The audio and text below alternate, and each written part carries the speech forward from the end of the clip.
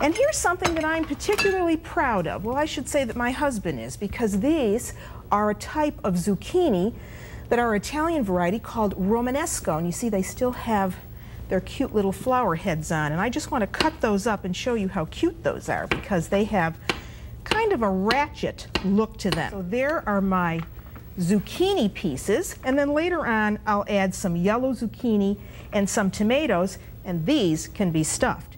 So this goes off to the side now, and let me talk to you about the dough, because the dough is very, very interesting. Something that I came up with in the kitchen one day when I had nothing to do. And in a bowl, I've got proofing about a tablespoon of dry yeast in 2 cups of warm water. And you just want to get that foamy, just like that. And then to it, I'm going to add a little bit of olive oil, about, a teaspoon or so. And then I'm going to put in some fresh basil. Now don't try to do this with dried basil, because it just isn't going to work. And then you want, about 5 to 5.5 cups of flour, depending on the day, of course. If it's a humid day, you may have to add more. If it's a dry day, you may need less. Everything is in the hands. And then you simply want to mix this up until you have a ball of dough that you can knead. So get it into a smooth ball, and then re-grease that bowl that you took it out of, and let this dough rise, for about 45 minutes until maybe an hour. It has to be about double in size. After it's risen, it'll look something like this. There's my risen dough now, and you want to take that back out. Let me get these little pieces out of here. Take that out onto a floured surface. But before you do, you want to put down some sesame seeds. Here's about 1/2 cup of sesame seeds that I've toasted, for about 5 minutes. You want to really watch that when you're toasting them, because they can burn very easily. Look at how light that dough is. And now you have fun just working the sesame seeds into the dough.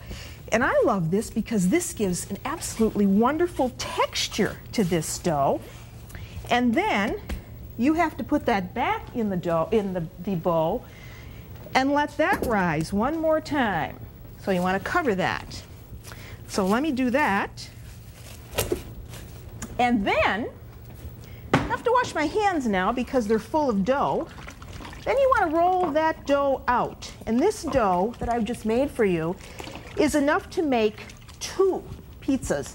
So you're going to have plenty if you're doing this for a vegetarian buffet. So let me show you what that looks like when it's rolled out. I've got one here for you that I've started. You see? Here it is. And look at how beautiful that is. Isn't that wonderful? And now, you see I've made layers of all kinds of vegetables.